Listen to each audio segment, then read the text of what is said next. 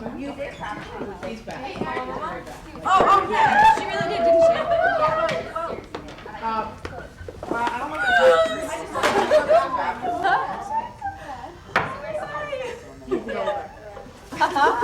Hi. He just even watched every day. Hi. How are you? Well, yeah. Sarah, do you want to be soprano or alto? Is alto? Whatever. It's fine. This is alto land. Look at Jeff. Alto landscape. Alto land. Wait, what do you Altos be here now. Hello? Oh, you're not altos. Today we're rehearsing for the chorus that we're going to sing at Ernst's Memorial. We're singing Alleluia by Randall Thompson. And it's Bucks Rockers, past, present, I don't think future, but all together. You're so smart. Smart. Okay. So, I was going to say, regardless of how to get to camp, we should all get to camp. And then begins the choral-specific part of the day for us.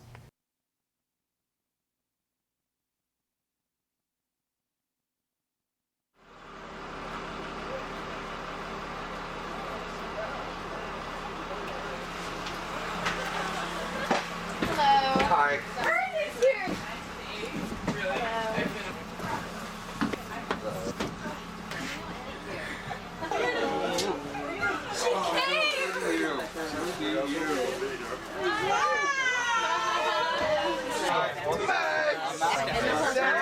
I saw you walking onto the bus and I said, is that Jane? Yeah, I was a bad really. No, not really in the mood. Is this your first time visiting back? Yes. Wow. Is this an interesting experience for you? Yes. My old boyfriend, Mike Adler, his parents helped run Bucks Rock. Really? And he wanted to make sure I came. Let me tell you, what do you remember most about your summers here? The big oak tree, the swimming hole,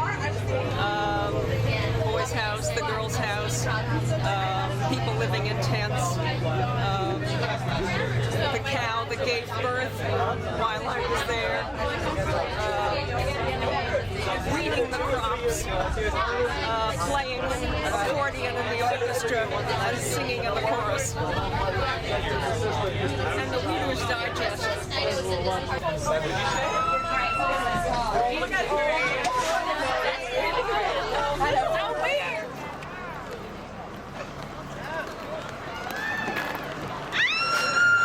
Uh-oh.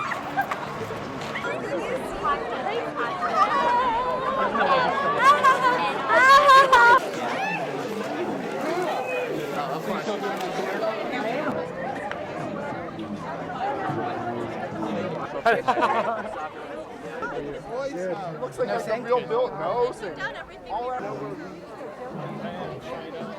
It's a sad and happy occasion, so we're all ambivalent. And of course, Ernst picked a wonderful day. As you know, it never rains at Bucks Rock on Festival. Oh, okay, cool. Oh, I'm down for that. Good to see you, Alan. Ira. Hi, Kevin. How are you? I'm wonderful. Hi, I'm Cecile. There are a whole bunch of us here from our era.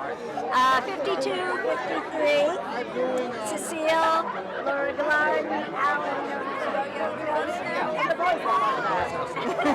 and then over there is Howie Adler, Mike Adler, and Peter Cohen, and his brother Laurie Cohen. So there are a bunch of us here that knew each other. I was here from 96 to 2000. Anna was the only girl who's ever walked into the computer shop since its founding.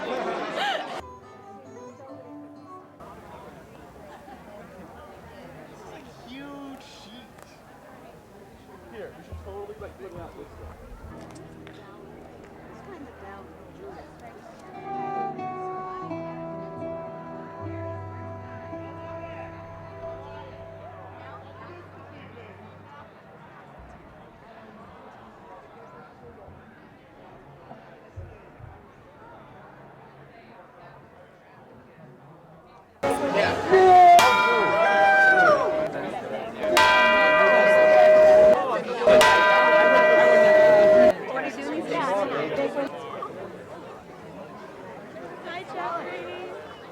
Oh my goodness. Have people selling the services. Network of advertising. Thank you all for coming. It's just so wonderful to see everybody, and we're going to have a great day.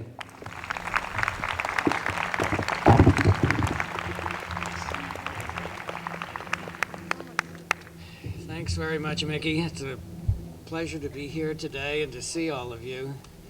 My father, Ernst, died on January 11th, at his home, where he wanted to be. He's buried in the New Milford Cemetery in a plot that he arranged for, had the headstone carved the way he wanted it. He was born in Vienna in 1902. His father was a lawyer. His father was born in Laon, Czechoslovakia, one of 10 children. His father then went to Prague, where he got his law degree, and then moved to Vienna, married a woman from Austria, and practiced law in a big law firm, and was the lawyer for the Skoda Works. Skoda Works was rather notorious for selling cement and munitions to both sides, anybody who would buy it, for the First World War. Ernst was very disenchanted with this. Left home, went to the University of Vienna for a while, studied there, education, and that's where he met Ilse. The two of them then left Vienna and went to Hamburg. In between that, there was the First World War. He was such a rebel, what you'd call a hippie, I guess, out of the 60s, with a long beard and speeches, that they were afraid he was going to get arrested. So they sent him out to the country to live with his Aunt Flora during the First World War so that he'd be a little safer there. Good afternoon. I'm John Rose. I was at Bucks Rock in the mid-'60s for 3 years. And Bucks Rock was the 60s for me, for all the rest of the 60s and all of the years remembering the 60s. This was the essence of that over-described and still underrepresented time. Many of you know that Ernst and I had some serious political disagreements and some fundamental philosophical disagreements. And yet, due to him, we were able to be friends. Hi.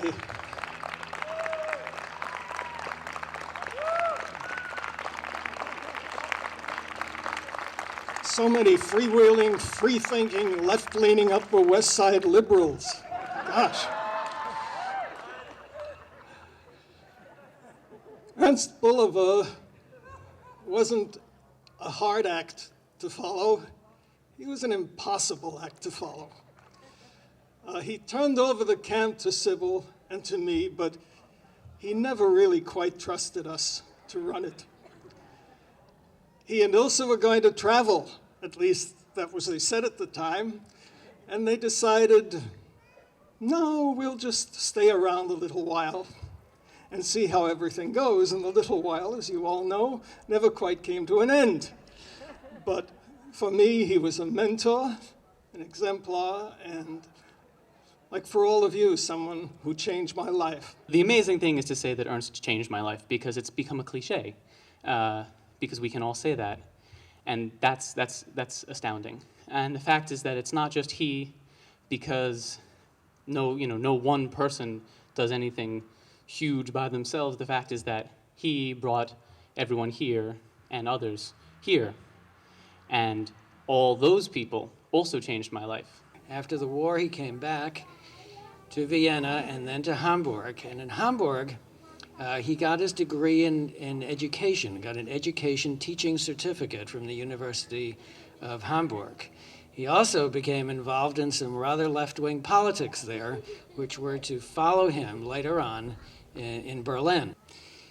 He joined the radio station, Radio Berlin, and as Dr. Uberall, Dr. Everywhere, had a radio program for teenagers. He wrote books.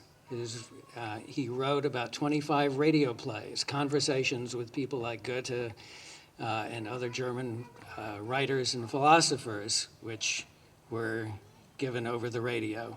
Hi, I'm Max Walkowitz. I think the youngest person to speak so far. I'm almost 15, and this will be my 5th summer here. And ever since I've been coming here during the summer, at the end of the summer, I would look for somewhere else that was like Bucks Rock, and I could never find it. And what I realized was the reason I couldn't find a place that was even close to being like Bucks Rock was because there was no one else who was like Ernst to inspire people and just to have that sort of spirit of freedom and learning. And I was thinking about it, and I just realized how incredibly special he was and how much this meant to him and how much it means to all of us. He loved absolutely every minute that he had here. He gave his heart and soul to Bucks Rock. And I just have to thank everyone here because he really had an absolutely wonderful 59 years at Bucks Rock with every single minute of every day, loving what he was doing, and that's all because of all of you here. So thank you. All of us have a hankering to encounter someone great in our lives. And most of us don't actually get too close to a celebrity. But the thousands who knew Ernst Bulova experienced personally, we here and who are present and all the others connected to Bucks Rock, knew the excitement and enrichment of listening to, talking to, working with, and interacting with someone charismatic and important. Ernst was interested in everyone and everything, but when he spoke to you, you and your concerns were the focus of his attention. He and Ilsa also were part of the Montessori school. I just want to say one thing that he said to me my first year as a staff member here, which was 1997, which was that young people do not like to learn. Young people do not like to be taught. They like to learn. And that stuck with me as I entered college and began to be taught left and right and can't stand it. And so I would come back here summer after summer and spend my time here learning and then go back to college and be taught. And I just, looking out over all the people, the only person who recognizes all of us is the person for whom we came today. Ernst taught me one day, I heard him say and explain what teaching is all about. And this is what he said. Teaching is love. And he followed that with learning is love.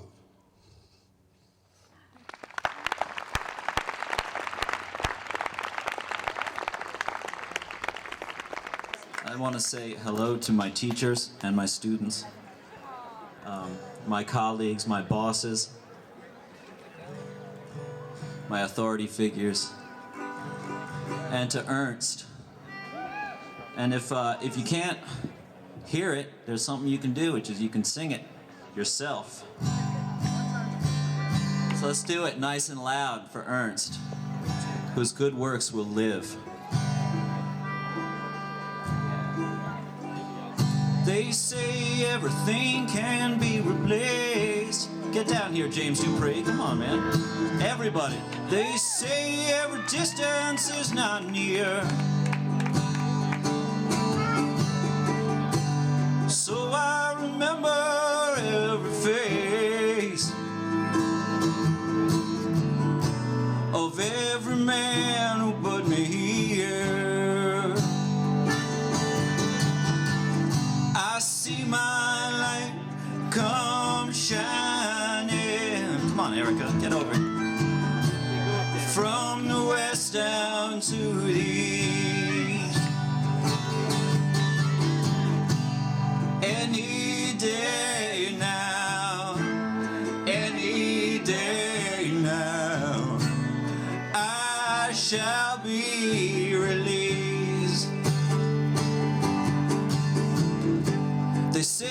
man needs protection. They say that every man must fall. Come on, Van Newton, get up here.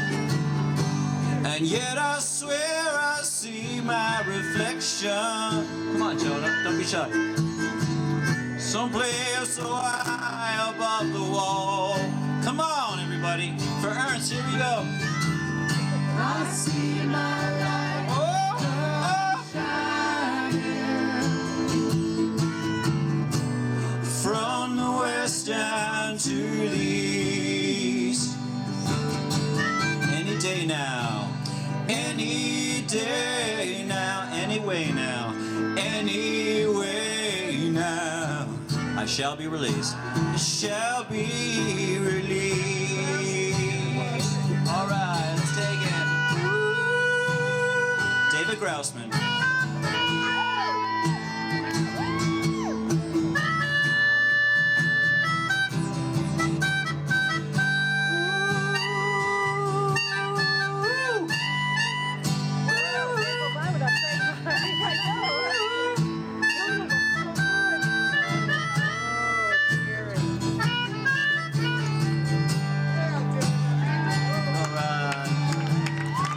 Standing next to me in this lonely crowd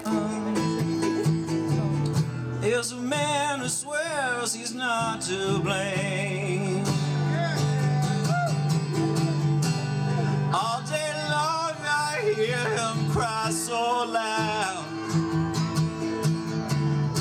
just crying out that he was framed. Come on, New Milford, here we go. See my light come shining from the west down to the east. Any day now, anyway now, I shall be released. One more time, here we go. I see my light come shining from the west down to the east. Any day now, anyway now, I shall be released.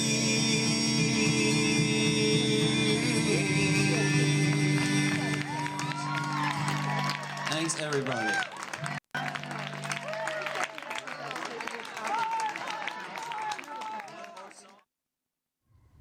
So this was their life at the radio station with the radio plays, the Montessori school, and everything looked pretty good, and that's what he wanted to do with his life. However, Hitler came along. Hitler closed the school.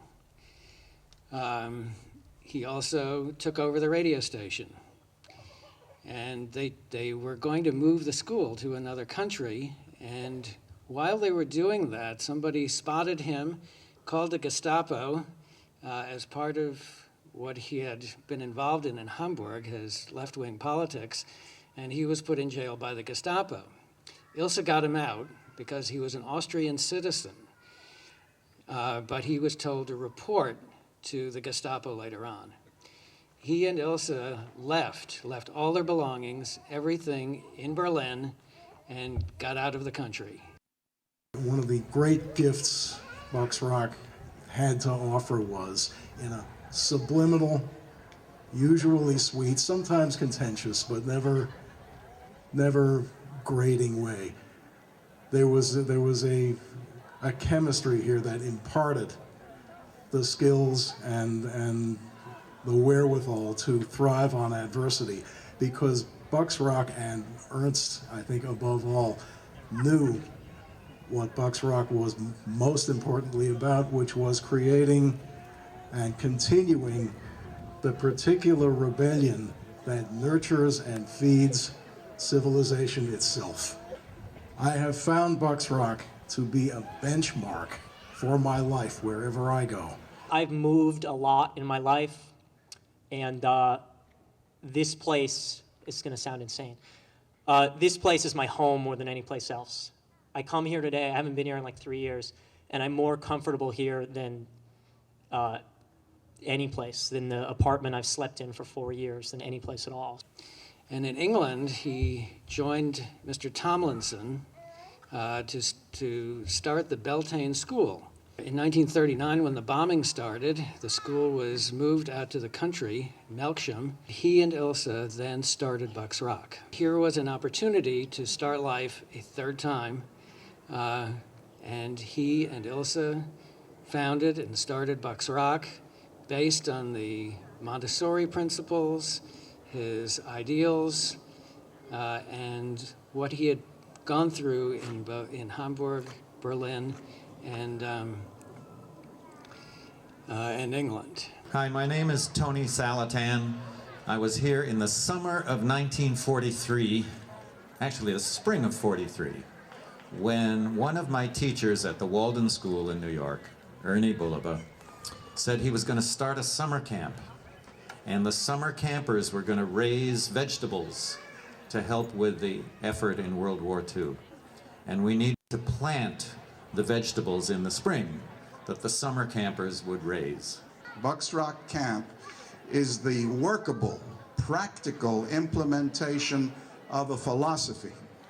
Can adolescents handle freedom? Will they use opportunity wisely or waste it? If someone had explained to me how Bucks Rock worked and I hadn't been there, I would have said it won't work. But it did work. And it worked because Ernst's vision attracted to this place many very smart, very talented, beautiful people. And the experience here made them more beautiful. And believe me, you are beautiful. The greatest monument to what he and many others achieved with Bucks Rock is not only that monument and not only Bucks Rock. It's not any structure, nor perhaps even any particular part of his philosophy, brilliant as he was. It's not the pub shop or the wood shop or the weaving shop, although they were built by the CCC, the Capable Construction Crew he so loved, and I was sure many of you were a part of it. The greatest tribute to Ernst can be found in each and every one of us, and not just today, but every day as we go about our lives. We are his tribute. We are his monument. And I'm proud to be a part of such a beautiful, brilliant, soulful group of people. We learned, each of us, to believe in ourself, in our potentials, in our capacities, in our capacity to hope and to dream and to imagine. There was a quiet expectation, and always has been here at Bucks Rock, that people give back, that people have something to show for their imaginative efforts, for the things that have inspired them, for the daydream accidents that they might have stumbled upon and called themselves lucky for it. If Ernst or Ilse needed to talk to you, it was usually done sauntering along Bucks Rock Road, or else out on the lawn or up here at the campfire site. They were never closeted in an office, but open, accessible, and observant of all that was happening.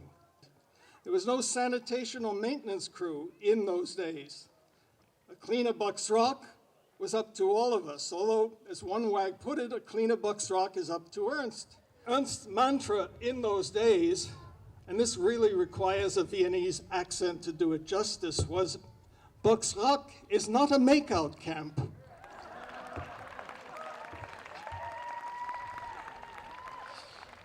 I believe it was a camper named Charlie Haas who in one of the lampoons wrote, Ernst says that Bucks Rock is not a makeout camp. Bucks Rock is also not a toothbrush camp, but we do. That was my daughter that kept wandering up here and bothering my father. And I think my grandfather would have been pretty unhappy seeing that she was trying to sneak into the boys' house. When I was here in the 60s, this was not a makeout camp, and it was also not a rock and roll camp. Occasionally we'd sit over there and wail it, but mostly, you know, we just did a lot of folk music. In the summer of 1953, I returned to Bucks Rock as folk music counselor, and I did that again in the summer of 1956. In between those 2 summers here, the director of a well-known work camp asked me to find some work songs that would encourage good work attitudes on the part of kids. And I did some research at Widener Library in Harvard University. Among the dusty books that nobody seemed to be singing out of, they might have been known to scholars, but nobody was singing. I found a song, a work song, in a book called Slave Songs of the United States, and I thought, gee, this song has a one-word chorus. The kids at camp will certainly pick that up and do it. The verses I thought were a little dull, so I stole traditional African-American couplets and put it into the song and sang it at camp. It became very popular here in the summer of 1956.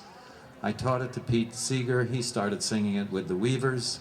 It became sort of a minor hit among that esoteric group that was interested in folk music in this country.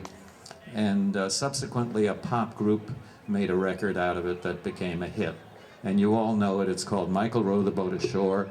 And I want to ask David and Dan and Ivan and Jackie, whoever feels the spirit, to come up and help me in the key of E. And please sing with us, Michael, row the boat ashore. Sorry. Oh, let's do it here. Michael, row the boat ashore. Hallelujah. Michael, row the boat ashore. Hallelujah. Do it again.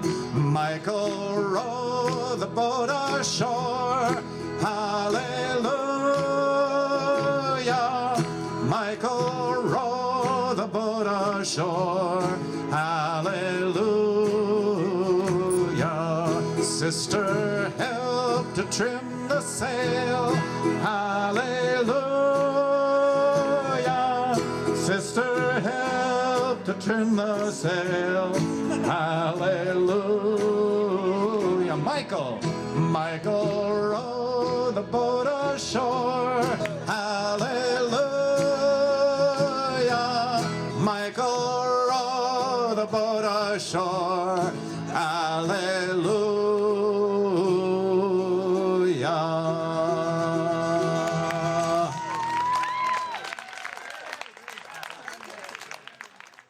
Ernst spun out this tale, as I thought at first, of this wonderful place where you didn't have to march to a schedule, where you could explore things, where you could find out about yourself.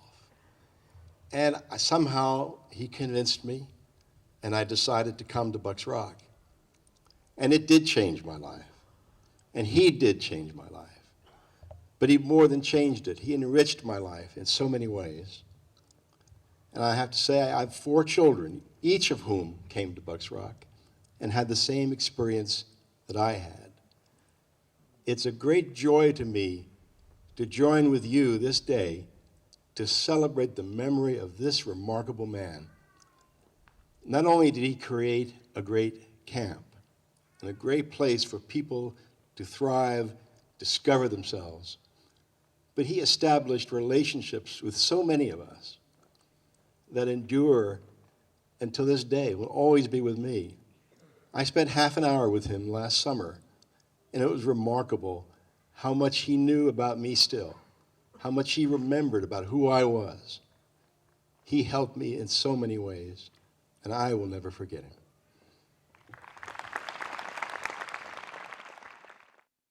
The poem is about my friendship with Ernst at the end of his life, and it's personal to that. That said, I hope that some of you will see, in the poem what you saw in him and what you saw in yourselves. It was my last communication to him before he died.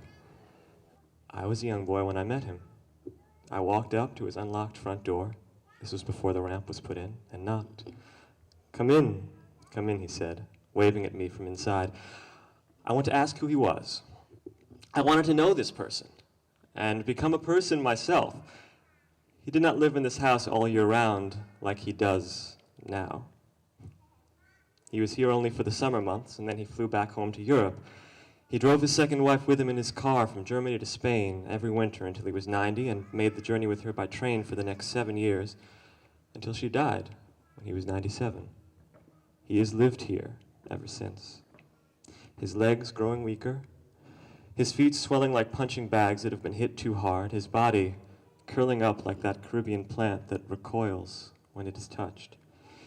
He jokingly calls his situation house arrest, and although I laugh when he says it, it's too true to really be funny.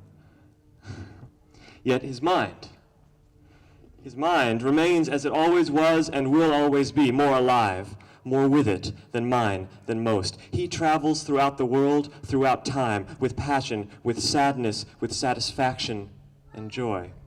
The world must come to him now, as he transforms into pure soul. I am blessed. I interject, we all are blessed, although he would hate my using that word, to be his friend. When he shares his thoughts with me, his journeys become my journeys as my journey has been his ever since he first welcomed me. We have spoken and questioned and discovered, old and young, growing together. He says these are the questions of all time, the questions and answers that make us human, defining us, enhancing us. They are what we believe, so listen to me. You have entered the unlocked door, as I did years ago. If I'm lucky or blessed, I will be as he is someday, leaving my door open for sweet people like you and being worthy of your visit. Now with all your might, yell to him. Reach his soul with your eager voices. You have so much to give and to take while he is still alive. You will make his day. You will make my day. When I say goodbye, I will tell him again how much I love him, how much he has given to me just by living. I will hold his large hands in mine, kiss his warm, humorous face on the cheek and the forehead, take in his gray eyes with red at the bottom, and miss him forever. That's the end of the poem.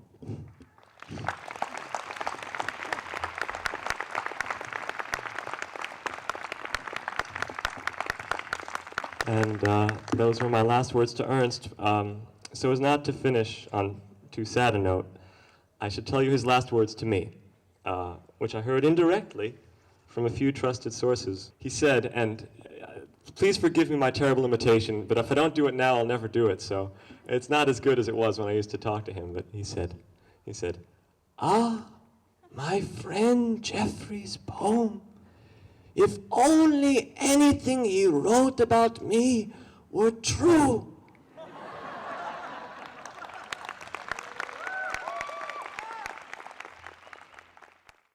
I was going to conclude with a piece that Ernst wrote for the yearbook some years ago that I thought summed up eloquently the philosophy that he and Ilse held. It turns out it is also the piece that he wrote that Mickey read because he was not above recycling occasionally. So I'll skip most of that and come to its very conclusion. You probably noticed, those of you who are here, there is no priest, no rabbi at this farewell. I did not believe in any of the man-made gods and their representatives. What did I believe in then? I believed in you. I believed in myself. I believe in you as human beings.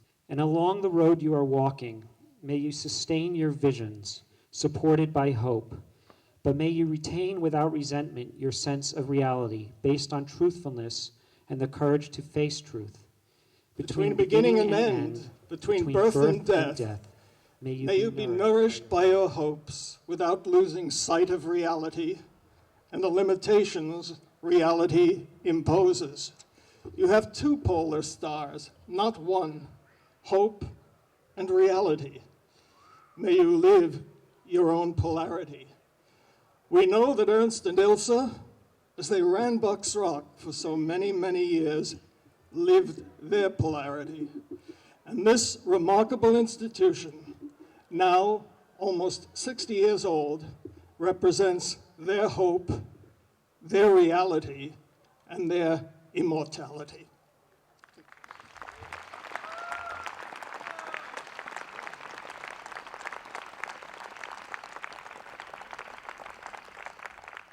And so we say a sweet farewell to Ernst.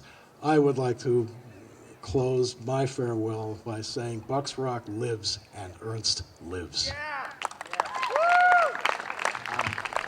This summer coming up is going to be my 12th summer here. It's more than half my life already, and I can't imagine. I haven't ever, in my adult life, in my adolescent life, spent a summer anywhere but here. And everything that's said. It's said that there's so many people in the world, and they pretty much said everything already. And I think all that remains is to say the same things over and over again, just in different ways. To say that this camp changed my life and made it so good. I have no idea who I would be without this place. And the fact that every person who's here, and hundreds of people, thousands of people, I have no idea how many people have come through Bucks Rock and had experiences like this and felt the same way. Ernst made this place. He created this and touched so many lives. And it's mind-boggling. It's unbelievable to me that, I feel like, all I really care about is me, and my life is amazing. And the fact that that's not, I care about other people too. But I am so happy. This is my home. It is the source of so much happiness, so many good friends, so many relationships that I've made, that I continue to make, that I know this summer I'll meet, dozens of new people and, make friendships that'll last until forever. And I find it really hard to believe. It's things like this, it's days like today, it's people like Ernst that make me believe in higher powers in the universe. And the fact that he didn't believe in God, I know that God believes in him.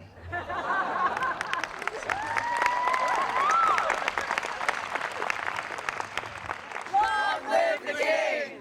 Long live the king! Long live the king! Long live the king! Long live the king! Here is a speech from the king of the CITs. And who are the CITs? Here they are. They are no longer campus. They are not what is quite a misnomer. They are not really counselors yet. But they are young people who are interested in something they have chosen, at least for the summer, to be interested in, and to like it, and to become a minor or a major expert in it. They might want to carry this into their adult life. Not they are not adults now. They are. But they are adults of a peculiar brand. They are young adults. And with that, I wish you, SCITs, to keep your youth and carry it into adulthood so that you become young adults and be young forever.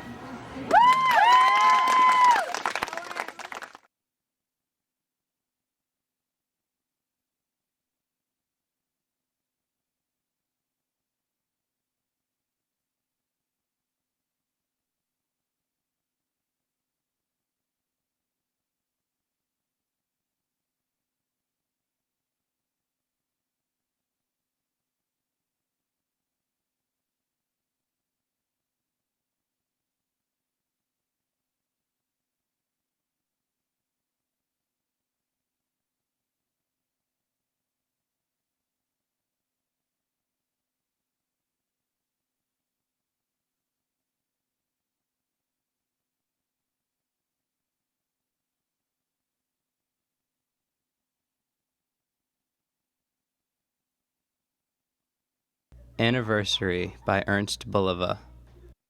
Once upon a time, long ago and far away, there was childhood, and one discovered the world. Some of it was new, and some of it became familiar. And some of it was indifferent, and some of it made sense. And some of it didn't. After a few years, one turned everything upside down. What had become familiar turned out to be new.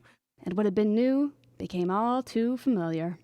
And what had been a matter of indifference became very important, and some of it made sense. But some of it made no sense at all. And one grew up, and one added and subtracted, multiplied and divided. And some of the results made sense, and some of the results didn't make sense. And suddenly, one was 98 years old, and one thought that there would be now a haven that was safe and quiet and serene. But one discovered that although there was a haven, it was not safe or quiet or serene. And one thought that if one added 2 years, and were 100, and no longer 98, and if one could still continue to add and subtract, multiply and divide, there would be finally a haven that would be safe and quiet and serene.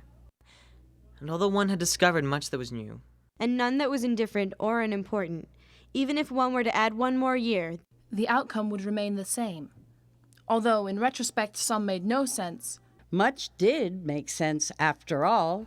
And one thought that though one had not found a haven that was safe and quiet and serene, one suspected that such a haven may exist somewhere. But no human being could ever enter it, or did ever enter it in the past, or shall ever enter it in the future. And that is that, and just as well. And that is that, and that and just as well. That, and just as well. And that is that, and just as well. And that is that, and just as well. And that is that, and just and as well. And that is that, and just as well. And that is that, and just as well. And that is that, and just as well. And that is that, and just as well. And that is that, and just as well.